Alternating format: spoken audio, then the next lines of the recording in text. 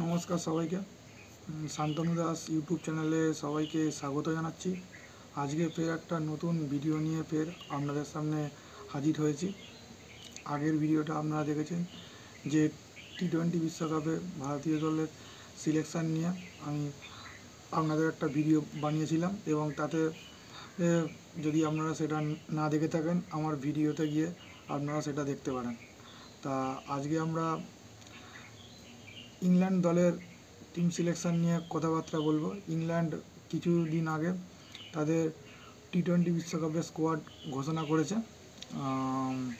প্রথমে আমি যে 15 সদস্যের দল যেটা ঘোষণা করেছে সেটা আমি প্রথমে আপনাদের বলবো।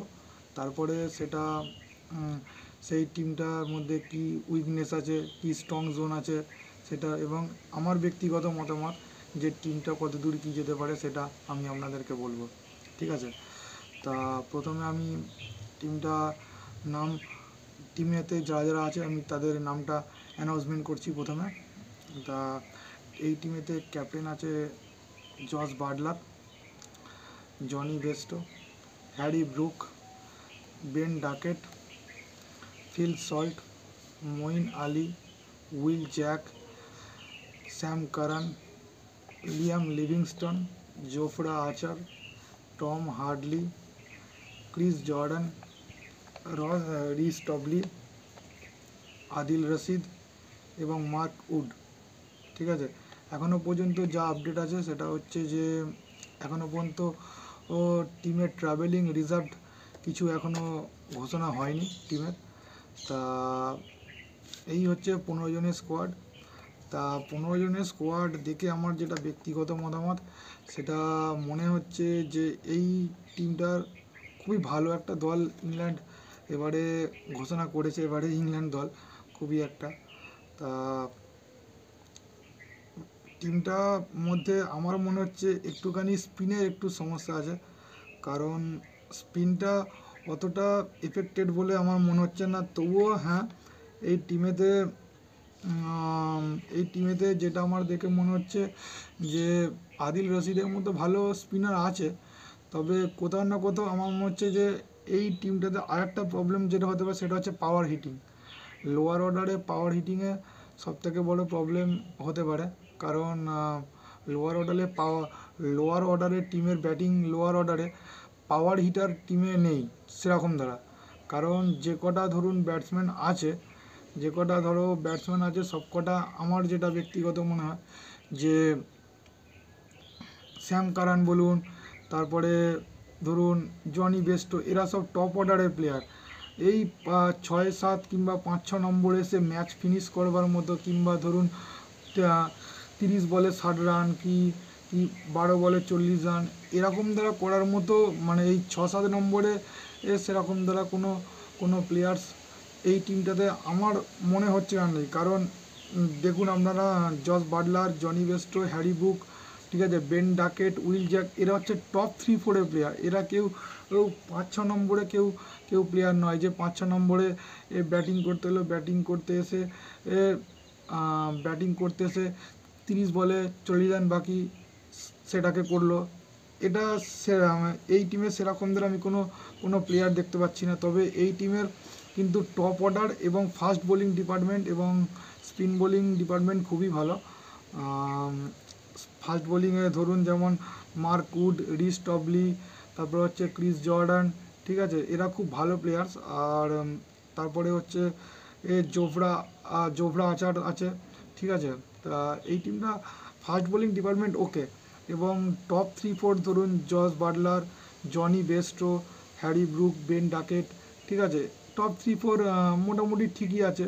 আর মিডিল অর্ডার দেখতে গেলে মিডিল অর্ডার ভালো, কিন্তু আমার মনে হয় যে 6-7 নম্বরে পাওয়ার হিটিং যে ফায়ার পাওয়ার, যে সেই ফায়ার পাওয়ারটা নেই 6-7 নম্বরে, ঠিক আছে, এই টিমটার মধ্যে। তবে এই টিমটা মোটামুটি একটা ভালো রেজাল্ট করবে বলে আমার ধারণা, কারণ টিমটা মোটামুটি ভালো, খুব খুব ভালো আমি এই টিমটাকে নিয়ে বলবো না যে টিমটা একদম ওকে পারফেক্ট টিম হয়েছে, কারণ এই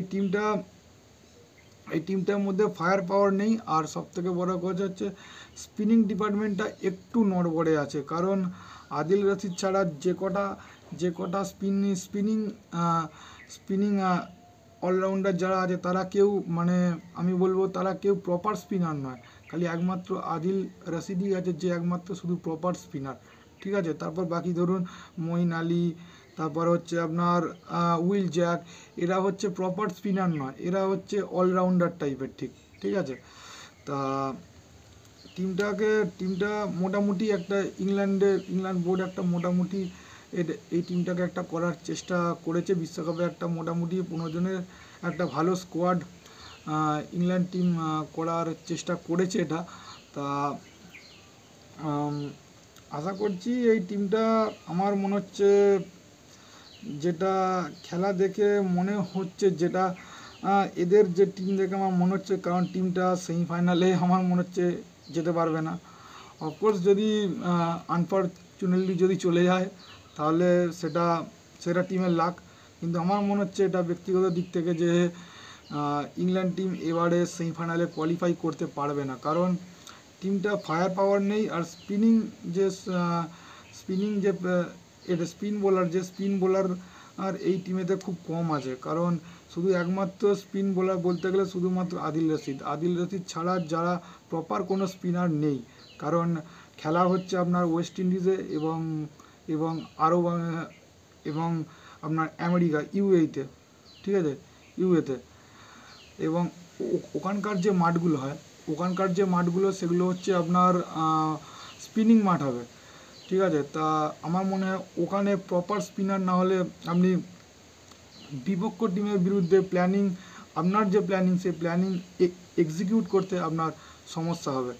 তা আমার মনে হয় যে স্পিনের এটা আরেকটুখানি, স্পিন ডিপার্টমেন্টটা আরেকটুখানি বেটার হওয়া উচিত ছিল। ফাস্ট বোলিং নিয়ে কোনো প্রবলেম নেই, ঠিক আছে। তা টপ অর্ডার টিমের ওকে, মিডিল অর্ডারও টিমের ওকে, তবে মিডিল অর্ডার বলতে গেলে ফায়ার পাওয়ারটা মিডিল অর্ডারে 5 থেকে 6 নম্বরের জায়গাটা একটু টাফ হয়ে আছে, কারণ 5 থেকে 6 নম্বরের জায়গাটা ফায়ার পাওয়ারটা একটু কম দেখতে পাচ্ছি, কারণ স্যাম কারানের অতটা সেরকম দ্বারা পারফরমেন্স নেই, আর লিভিংস্টনেরও ফর্ম খুবই খারাপ, ঠিক আছে। তা আমার মনে হয় যে ফায়ার পাওয়ার মিডিল অর্ডারটা যদি একটুখানি ভালো করে নজর দেওয়া যেত তো খুব ভালো হতো, এবং স্পিন ডিপার্টমেন্টটা যদি একটুখানি নজর দেওয়া যেত তো ভালো হতো। তো 15 জনের স্কোয়াড যেহেতু ঘোষণা হয়ে গেছে, কিছু করার নেই, এই টিম নিয়েই ইংল্যান্ডকে এগোতে হবে। আজকের আলোচনা তাহলে এখানেই শেষ হলো। ভিডিওটা ভালো লাগলে শেয়ার করবেন, কমেন্ট করবেন। ওকে, নমস্কার।